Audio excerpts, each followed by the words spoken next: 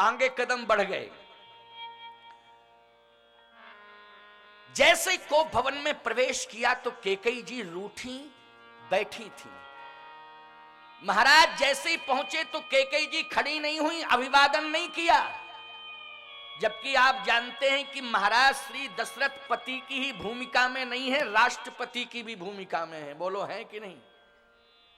अगर आज राष्ट्रपति आ जाए तो सभी उसका अभिनंदन करेंगे कि नहीं करेंगे? क्योंकि हमारे देश का राष्ट्रपति है। पद का सम्मान, पद का सम्मान। केवल महाराज दशरथ पति की भूमिका में नहीं है, राष्ट्रपति की भूमिका में भी है।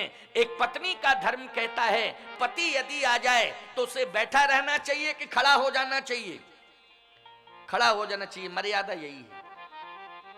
एक बार एक पति बोला महाराज हमारी पत्नी तो कभी खड़ी होती ही नहीं है, कभी नहीं होती खड़ी, आप शिक्षा दे दो। हमने कहा क्यों, पति आता है तो तुम खड़ी क्यों नहीं होती? बोले महाराज एक बार आवे तो चक्कर ही काटते रहते हैं।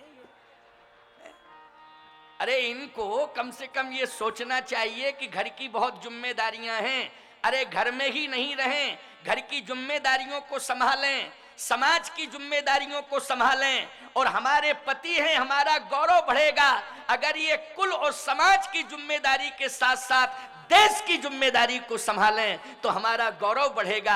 इसलिए आप इन्हें शिक्षा दो कि ये समाज की जिम्मेदारी संभालें। याद रखना, केवल जिंदगी घर में ही मत घुस के बिताओ, नारकीय जीवन मत करो। यदि तुमने जन्म लिया है तो केवल अपने जीने के लिए नहीं लिया है, अपने खाने के लिए नहीं लिया है, तुमने जीवन लिया है समाज और राष्ट्र की सेवा करने के लिए लिया है। इसलिए अपने जीवन को समाज और राष्ट्र की सेवा में लगा दो।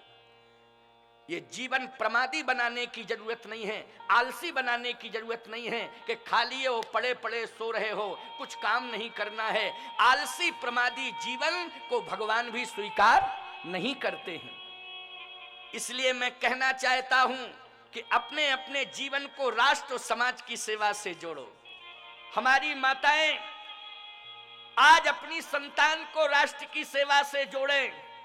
आज हम यदि कथा कह रहे हैं तो आज देश की सुरक्षा में लगे सैनिकों के बल पर भगवान की कृपा और देश के सैनिकों का बल, इन दोनों के द्वारा आज हमारा यज्ञ सफल हो रहा है।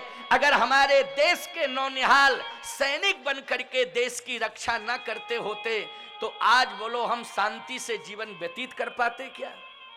धन्य है वो सैनिक। मैं कहता हूं उनकी भी एक बहुत बड़ी तपस्या है जो इस समय भीषण गर्मी में भी बॉर्डर पर लगे हुए हैं, भीषण सर्दी में भी बॉर्डर पर लग के हमारे देश की रक्षा करते हैं। याद रखना, जिंदगी मौत की लड़ाई लड़के हमारे देश की रक्षा कर रहे हैं। उनको केवल देश दिखाई दे रहा है, अपना जीवन नहीं दिखाई दे रहा है, केवल उन्हें देश दिखाई दे रहा है। वो देश के पीछे अपनी जिंदगी को कुर्बान करना चाहते हैं। ये संस्कार माताओं आपने दिया है अपने बच्चों को। इसलिए मैं ये चाहता हूं कि अपने लिए नहीं, अपने देश के लिए जियो।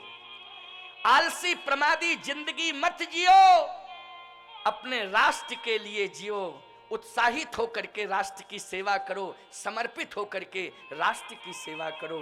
राष्ट्र के लिए जियो, देश के लिए जियो, धर्म की रक्षा के लिए जियो। आज दशरथ जी महाराज जैसे प्रवेश करते हैं तो कैकेयी रूठी बैठी थी। महाराज श्री दशरथ ने समीप में जाकर के कहा कारण क्या है कि तू रूठी है, नाराज क्यों है ये बता। तू साहसी है, तेरे साहस को मैंने देखा है कि देवासुर संग्राम में तू सारथी बन करके मेरे रथ का संचालन कर रही थी। और यदि उस देवासुर संग्राम में विजय मिली थी दशरथ को तो तेरे बल और शक्ति पराक्रम के कारण मिली थी। लेकिन आज तू रूठी बैठी है, कारण क्या है बता, कारण क्या है?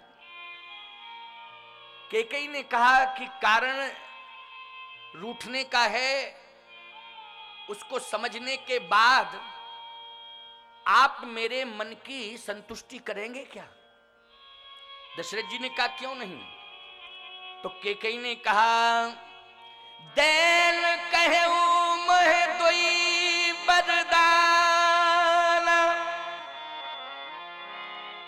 आपने 2 वरदान देने के लिए कहा था। जब देवासुर संग्राम में मैं सारथी बनकर के रथ चला रही थी, तो उस समय आप मेरे रथ के संचालन से प्रभावित हो गए थे और उसी समय आपने 2 वरदान देने के लिए कहा था। और आज मौका आ गया है, मैं लेना चाहती हूं। आप देंगे वो 2 वरदान के बदले में जो मांगूंगी? दशरथ जी ने सीधा कह दिया, सुनते ही कैकेयी ने कहा, दैन कहो मोय 2 वरदान। 2 वरदाना, मैंने 2 वरदान आपने मुझे दिए थे, उसके बदले में आज मैं मांग रही हूं। दशरथ जी ने कहा, 2 के 4 मांग बर ले, तू 2 के 4 मांग ले। कैकेयी जी ने कहा, कभी भी असंतुलित भाषा का प्रयोग नहीं करना चाहिए महाराज, हमेशा संयमित और संतुलित भाषा का प्रयोग करना चाहिए। मैं 2 मांग रही हूं, आप 4 की बात कर रहे हैं।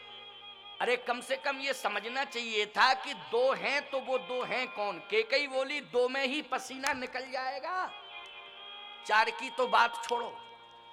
अरे पहले समझ तो लेना चाहिए आखिर ये 2 हैं कौन।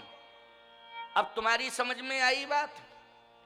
पत्नी अगर तुमसे डिमांड करे तो तत्काल तुम्हारी ओवर लैंग्वेज नहीं होना चाहिए, नहीं तो आर्थिक फाउंडेशन गड़बड़ा जाएगा, चौपट हो जाओगे। बिल्कुल मैं साफ बोल रहा हूं। इस कथा से शिक्षा ले लो, ये कथाएं शिक्षा देने के लिए हैं। केवल गोस्वामी तुलसीदास जी महाराज ने ये ग्रंथ ही नहीं लिखा है, ये तुम्हारी जिंदगी के प्रयोग में आने वाला ग्रंथ है, तुम्हारी समस्याओं को दूर करने वाला ग्रंथ है। इसलिए तुम्हारी जिंदगी को सुंदर ढंग से संचालित कराने वाला ग्रंथ है। आज इस ग्रंथ की शरण में आकर के कुछ समस्याओं से निजात पालो। मैं इस तरह की व्याख्या करता हूं जिससे तुम्हारे जीवन की व्यथा दूर हो। राम कथा से जीवन की व्यथा दूर हो। कैकेयी संयमित भाषा में ही कह रही है कि महाराज मैं 2 की बात कर रही हूं, आप 4 की बात कर रहे हैं, पहले आप मेरे 2 वरदान सुनिए। दशरथ जी बोले, नहीं 2 के 4 मांग बर ले, 2 के 4 मांग ले। कैकेयी जी ने कहा, न 3 चाहिए, न 1 चाहिए, ना हमको 5 चाहिए और ना हमें 3 चाहिए, केवल 2। दशरथ जी ने कहा, नहीं नहीं मेरी इच्छा है कि 2 के 4। अच्छा बोलो, पत्नी तुमसे ये कहे कि आज मैंने पड़ोसिन के गले में 2 तोले का हार देखा, पड़ोसिन के गले में 2 तोले सोने का हार देखा, हमारी इच्छा है कि तुम भी मुझे बनवा दो 2 तोले का हार। तो तुम्हें यह नहीं कहना चाहिए उसका 2 तोले का है, हम 4 का बनवा देंगे, तो चिंता क्यों करती है? तुम्हें पहले अपनी परिस्थिति पर विचार करना चाहिए कि नहीं करना चाहिए, और समझाना चाहिए कि देखो उसकी परिस्थिति अलाउ कर रही है, इसलिए उसने 2 तोले सोने का हार पहना दिया, लेकिन जिस दिन मेरी परिस्थिति अलाउ करेगी मैं भी तुझे हार पहनाऊंगा, लेकिन अभी नहीं। अगर ये जिद्दी करने लगे कि नहीं नहीं अभी, तो उस समय तुम युक्ति से काम लो। कैसे? ये कहो आज नहीं, फिर कब? वो कहे कल, तो तुम ये मत कहो हाँ कल, ये कहो कल नहीं, फिर कहे परसों, और परसों में धीरे धीरे बरसों निकाल दो, युक्ति से निकाल दो बरसों। बोलो तुम्हारा आर्थिक संतुलन कभी बिगड़ेगा? जल्दी बताओ। आर्थिक संतुलन बहुत बढ़िया रहेगा, मैं युक्ति बता रहा हूं आपको। ये जिंदगी को चलाने वाली युक्ति है, ये संतुलन बनाने वाली युक्ति है। लेकिन आज महाराज श्री दशरथ ने कहा 2 के 4, कैकेयी ने कहा नहीं नहीं 4 नहीं 2। सुनो क्या है 2। सुनहु प्राण प्रिय भावत जी का, सुनहु प्राण प्रिय भावत जी का, सुनहु प्राण प्रिय भावत जी का, सुनहु प्राण प्रिय भावत जी का, तेहु एक बर भरत ही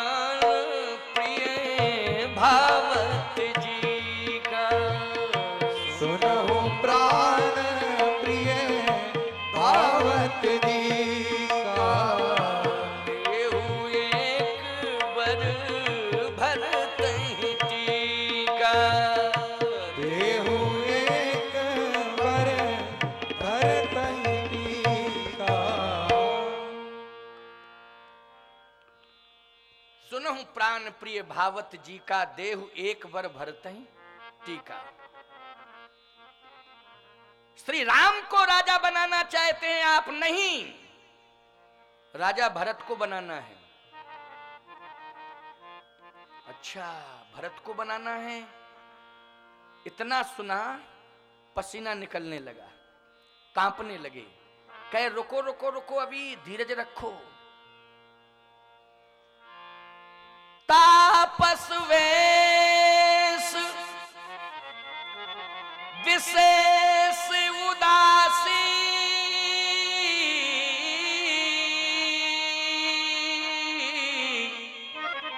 और 14 बरस राम बनवासी। भरत राजा बने और राम 14 साल के लिए बनवासी हों।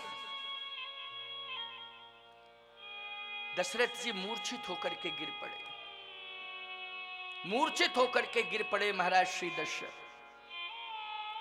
कैकेयी जी ने संभाला नहीं, उठाया नहीं, रूठ के फिर बैठ गई। अब बड़ी विडंबना है प्यारे। इधर महाराज श्री दशरथ कह रहे थे 2 के 4 मांग बर लेऊ, और इधर 2 में ही बेहोशी आ गई, शरीर कांप रहा है। लेकिन कैकेयी जी ने महाराज को संभाला नहीं। अच्छा, पति अगर पत्नी के सामने गिर जाए, डिमांड करते समय गिर जाए, तो पत्नी को उठाना चाहिए कि नहीं उठाना चाहिए? मेरी समझ में तो उठाना चाहिए। अच्छा, पत्नी की बात छोड़ो, आप सड़क पर चल रहे हो, गिर पड़े हो, तो अजनबी व्यक्ति भी उठा लेता है देख के कि नहीं उठाता? बोलो भाई। अरे अरे अरे कैसे गिर गया, कैसे गिर गया। लेकिन वो तो पत्नी है, पत्नी है। पत्नी के जीवन में पति से बड़ा कौन हो सकता है? और ऐसी परिस्थिति में कि पति बेहोश होकर के गिर रहा है, लेकिन पत्नी ने संभाला नहीं। ये कैकेयी जी का बहिरंग चरित्र है।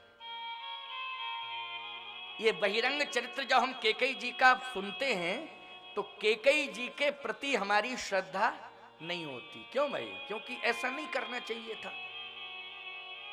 लेकिन कैकेयी जी की अंतरंग स्थिति क्या है, इस पर भी हमें थोड़ा विचार करना है। अभी तो प्रसंग बहुत बड़ा है, अभी आगे स्पष्टीकरण हो जाएगा, बहुत बढ़िया। अभी तो मैं केवल कोप भवन का वर्णन कर रहा हूं। बेहोश होकर के महाराज गिर पड़े, कैकेयी जी बैठ गई। थोड़ी देर में होश आया, और जैसे होश आया तो आंखों में आंसू भर के महाराज श्री दशरथ कहते हैं, कैकेयी, मैं भरत को राजा तो बना सकता हूं, लेकिन राम को वन नहीं भेज सकता। मोरे तो राम भरत दोई आंखी, सत्य कहो कर शंकर साखी। राम और भरत में कोई अंतर नहीं है। भरत राजा बन जाए, मैं भरत को राजा बना दूंगा, लेकिन राम वन चला जाए ये मैं बर्दाश्त नहीं कर सकता। राम को आंखों से ओझल नहीं कर सकता। कहूं सुभावुल छल मन माही,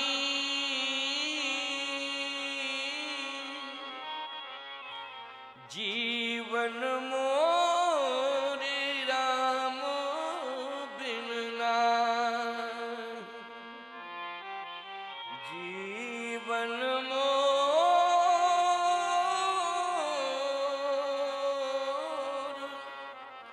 राम बिन नाहि। राम के बिना मेरा जीवन सुरक्षित नहीं है। राम यदि जाएगा तो मैं प्राण छोड़ दूंगा। इसलिए कहूं सुभावना छल मन माही, कहूं सुभावना छल मन माही। जीवन मोरे राम बिन नाहि।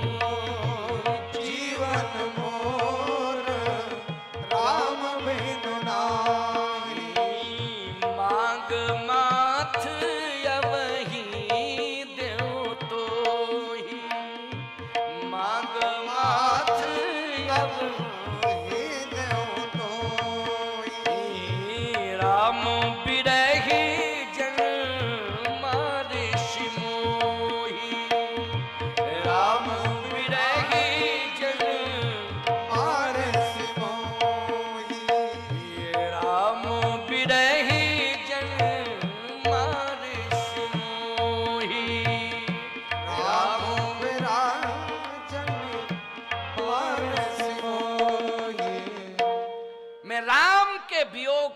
बर्दाश्त नहीं कर सकता हूं, मैं अवश्य ही प्राण छोड़ दूंगा। कैकेयी बोली तो मेरी शर्त सुन लो, यदि श्री राम अयोध्या से बाहर नहीं गए और सूर्य की किरण निकलते ही राम अयोध्या से बाहर नहीं निकलेंगे, बन नहीं जाएंगे, तो मेरी मृत्यु निश्चित है, मैं मर जाऊंगी। दशरथ जी कहते हैं कि राम यदि चले गए तो मैं मर जाऊंगा। कैकेयी कहती है राम यदि नहीं गए तो मैं मर जाऊंगी। अब बोलो विडंबना, विषम परिस्थिति आई कि नहीं आई? एक बहुत बड़ा धर्म संकट आया है। कैकेयी कहती है कि राम यदि अयोध्या से बाहर नहीं जाते हैं तो मैं मर जाऊंगी। दशरथ जी कहते हैं राम अयोध्या छोड़ के जाते हैं तो मैं मर जाऊंगा। अच्छा भाई, पति पत्नी में अगर इस तरह की कंडीशन पैदा हो जाए, ध्यान से सुनना, ध्यान से सुनना, बहुत बढ़िया बात बता रहा हूं। पति पत्नी में अगर ऐसी कंडीशन पैदा हो जाए कि दोनों में से किसी एक को मरना पड़ेगा, एक बचेगा एक मरेगा, अब पति पत्नी तय करें कि कौन बचे कौन मरे, तो मेरी समझ में तो ये आता है कि पत्नी का मरना पहले ज्यादा अच्छा होगा। मेरी समझ में तो यही है। क्यों? प्रत्येक पत्नी चाहती है, प्रत्येक नारी चाहती है कि मैं सुहागवती होकर के जाऊं। बोलो भाई। अच्छा, तुम मंदिर में भगवान से क्या मनौती मनाती हो? कि हमारा सिंदूर सुरक्षित रखना। यज्ञ भगवान की परिक्रमा कर रही हो, सबसे पहले तुम यही मांगती होगी कि मेरा सुहाग अमर रहे। हे यज्ञ भगवान, मुझे यही दे दो कि मेरा सिंदूर सुरक्षित रहे। यही मांग है। और बोलो, कैकेयी जी के सिंदूर महाराज दशरथ हैं कि नहीं? कैकेयी जी के सिंदूर कौन है? महाराज दशरथ। और कंडीशन क्या है? दशरथ जी कहते हैं जीवन मोर राम बिन नहीं, मैं राम के बिना जिंदा नहीं रह सकता हूं। राम यदि चले गए अयोध्या छोड़ के तो मैं प्राण दे दूंगा। कैकेयी कहती राम नहीं गए तो मैं प्राण दे दूंगी। तो मुझे तो लगता है कि दशरथ जी को कह देना चाहिए था कि 3 पत्नियां हैं, तुम चली जाओ, 2 तो रहेंगी। पत्नियां तो 3 है ना, अरे एक चली जाएगी तो 2 रहेंगी। लेकिन बोलो भाई, अगर पति दुनिया से चला गया तो तीनों विधवा हो जाएंगी कि नहीं हो जाएंगी? तीनों का सब कुछ चला जाएगा कि नहीं? लेकिन क्या भगवान की लीला है प्यारे। यहां कैकेयी जी कहती है नहीं नहीं नहीं, मैं निश्चित रूप से प्राण दे दूंगी अगर राम बन नहीं जाते हैं। दशरथ जी ने कहा राम यदि जाएंगे तो मैं प्राण दे दूंगा। कैकेयी बोली तय कर लो दोनों में से किसका जाना है। दोनों में से एक बार पति पत्नी में विवाद हुआ, वो दोनों मेरे पास आए। मैंने कहा देखो झगड़ा मत किया करो भाई, ये गलत बात है। पत्नी बोली झगड़ा इस बात का है महाराज जी, आज कितना बढ़िया दिन है। हमने कहा दिन तो आज शायद शनिवार है। क्यों? अरे महाराज जी शनिवार दिन तो है, लेकिन एकादशी है कि नहीं? हमने कहा एकादशी तो है। संयोग की बात है, जहां मैं था वहां भी एकादशी ही पड़ गई थी। ऐसा मत सोचना कि आज ही की बात है, क्योंकि आज तो मैं किसी परिवार में ठहरे नहीं हूं, मैं तो नौलखी मंदिर में ठहरा हूं। नौलखी बेतवा घाट, जहां संतों का भवन है, संत निवास है, बड़ी सुंदर व्यवस्था। पूज्य स्वामी श्री जगन्नाथ दास जी महाराज की तपस्थली है, वहां मैं ठहरा हूं। बड़े तपोनिष्ठ संत हुए हैं स्वामी श्री जगन्नाथ दास जी महाराज। लेकिन उस समय की बात, संयोग से एकादशी पड़ गई, तो मैंने कहा झगड़ा करने की क्या बात है, एकादशी है, एकादशी को क्यों झगड़ रहे हो? पत्नी बोली इसलिए कि ये झूठ ज्यादा बोलते हैं, कम से कम आज एकादशी के दिन तो परहेज रखना चाहिए। आज भी ये झूठ बोले। तो मैंने कहा कि क्यों झूठ नहीं बोलना चाहिए, पत्नी ठीक कह रही है और झगड़ा कर रही है तो ठीक ही कर रही है, तुम कह दो कि हम नहीं बोलेंगे झूठ। बोले महाराज जी मैं झूठ उठ कुछ नहीं बोलता हूं, वो तो धंधा पानी करता हूं, तो कभी कभी बोलना पड़ता है, तो क्या करूं। अच्छा ठीक है, आज से मैं प्रतिज्ञा करता हूं धंधा चौपट हो जाए, दुकानदारी ठप हो जाए, झूठ नहीं बोलूंगा महाराज, आपके चरणों की सौगंध खा के कह रही हूं, मैं कह रहा हूं। उसने कहा मैं झूठ नहीं बोलूंगा, चाहे धंधा चौपट हो जाए, दुकानदारी ठप हो जाए, आज के बाद झूठ बोलना बंद। कभी कभी बोलता था, वैसे मेरी कोई ऐसी स्थिति नहीं कि हमेशा झूठ बोलना, लेकिन इससे कहो ये भी झूठ ना बोले, ये भी झूठ ना बोले। पत्नी बोली मान लीजिए तुम कभी झूठ बोले तो क्या करोगे? पति ने कहा मैं स्वामी जी जगतगुरु के चरणों की सौगंध खा चुका हूं, अगर मैं झूठ बोलूंगा, जिस दिन बोलूंगा उसी दिन मर जाऊंगा, जिंदा नहीं रहूंगा। लेकिन तू भी प्रतिज्ञा कर आज कि तू भी झूठ नहीं बोलेगी। पत्नी बोली वैसे मैं तो बोलती नहीं हूं, झूठ का विरोध करती हूं, लेकिन मैं झूठ नहीं बोलूंगी, कभी नहीं बोलूंगी, चाहे जैसी परिस्थिति आ जाए, बोलती नहीं हूं, और चाहे जैसी परिस्थिति आ जाए, लेकिन मैं झूठ नहीं बोलूंगी। पति बोला मान लो बोली तो? उसने कहा जिस दिन मैं झूठ बोलूं उसी दिन विधवा हो जाऊं।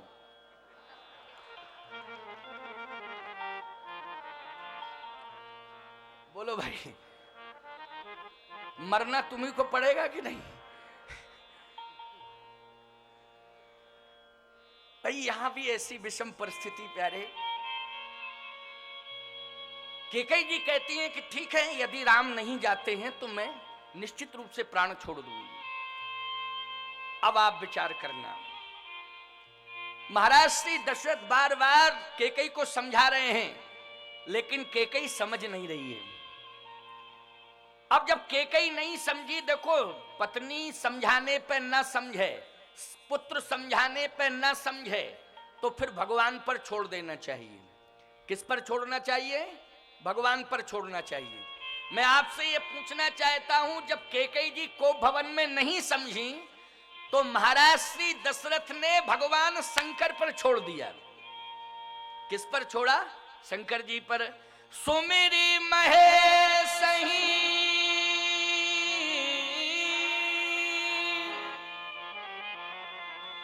कहा निहोरी, ओ बिनती सुनहु सदा शिव मोरी। बोलो भाई किस पर छोड़ा? भगवान शंकर पर। सुमिर महेश है, को भवन की चौपाई है, को भवन में ही उन्होंने प्रार्थना की। जब पत्नी नहीं मानी, पत्नी ने एक नहीं सुनी, तो उसी समय भगवान शंकर से प्रार्थना कर रहे हैं महाराज श्री दशरथ। अच्छा तुम लोग भी जब संकट में फंस जाते हो तो भगवान शंकर से प्रार्थना करते हो कि नहीं? और शंकर जी संकट को दूर करते हैं कि नहीं करते हैं? ये अति रुद्र महायज्ञ, इतना विशाल यज्ञ जो अति रुद्र महायज्ञ, 1111 कुंडात्मक यज्ञ, ये आप शिव की प्रसन्नता के लिए कर रहे हैं। और भगवान शिव आपके ऊपर अवश्य ही प्रसन्न है, इसमें जरा भी संदेह नहीं। आज शिव को प्रसन्न करने के लिए भगवान शंकर से प्रार्थना कर रहे हैं चक्रवर्ती सम्राट महाराज श्री दशरथ कि हे शंकर, हे शिव, हे शशांक शेखर, हे भूत भावन, अब प्रसन्न हो जाओ, मेरी प्रार्थना सुनो। मैं संकट में फंस चुका हूं, इसलिए संकट से मुझे दूर करो। हे सुमिरी महेशहि कहा निहोरी, बिनती सुनहु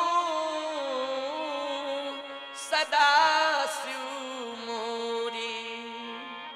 अब मेरी प्रार्थना सुन लो, मेरी प्रार्थना सुनो।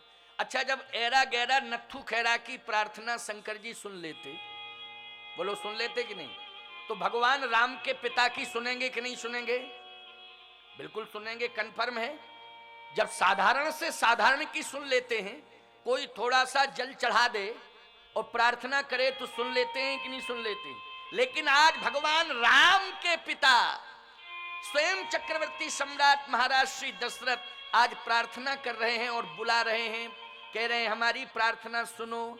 और मैं तो कहता हूं कि आप समस्या का समाधान करने के लिए, आज पति पत्नी के मध्य में बहुत बड़ी समस्या आ चुकी है, इसका निपटारा करने के लिए, समाधान करने के लिए आप आ जाओ, कैलाश छोड़ के आप जल्दी आओ। और अगर आप नहीं आओगे तो निश्चित रूप से अयोध्या में बहुत बड़ी घटना घटने वाली है कल। बोलो घटना घटने वाली है कि नहीं? आप आ जाओ और बचा सकते हो तो आप ही बचा सकते हो। शंकर जी खड़े हो गए, पार्वती जी बोली क्या बात है, कहां जा रहे हैं आप? कहे अयोध्या जा रहे हैं। अयोध्या। पार्वती जी ने कहा अयोध्या इतनी जल्दी आप क्यों जा रहे हैं? कहे अयोध्या नरेश ने बुलाया है इसलिए जा रहे हैं। पार्वती जी बोली आज मत जाओ, कल जाना। शंकर जी बोले कल क्या करेंगे? पार्वती जी बोली अयोध्या में ऐसी स्थिति पैदा हो रही है कि राम को वन जाना है, और अभी केकई को दोष लगेगा कि राम को वन भेजा है, केकई ने भेजा। और ऐसी कंडीशन में यदि आप पहुंच गए तो सारी दुनिया कहेगी कि शंकरई जी आए थे ये सब कराने के लिए। अच्छा एक बात बताओ, परिवार में विवाद हो और कोई पड़ोसी निपटावे या रिश्तेदार निपटावे और निपटे ना, तो कलंक निपटाने वाले के ऊपर जाता कि नहीं जाता? हम तो जानते थे वो यही कराने आएंगे और यही करा के चले गए। देखो चक्कर में पड़ना ही नहीं चाहिए था, फालतू के चक्कर में पड़ गए। दोष लगता है कि नहीं लगता है? मध्यस्थ को दोष बहुत लगता है।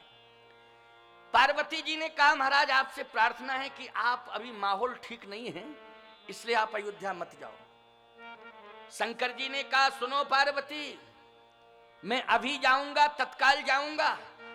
इस समय रघुवंश का राजा संकट में फंसा हुआ है, हाथ जोड़ करके प्रार्थना कर रहा है, आंखों से गंगा यमुना की तरह अविरल अश्रुधारा प्रवाहित हो रही है। मैं कैसे देख सकता हूं? इसलिए नहीं नहीं, मुझे रोकना नहीं, मैं अभी जाऊंगा, अभी जाऊंगा, अयोध्या जाऊंगा।